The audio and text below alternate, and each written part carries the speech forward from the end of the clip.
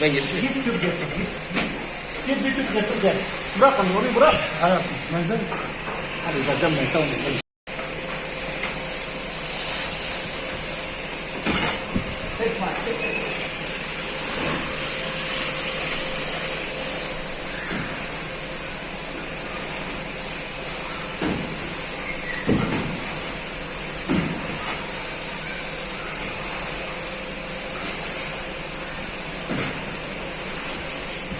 O kanapenin arkasını İsmail.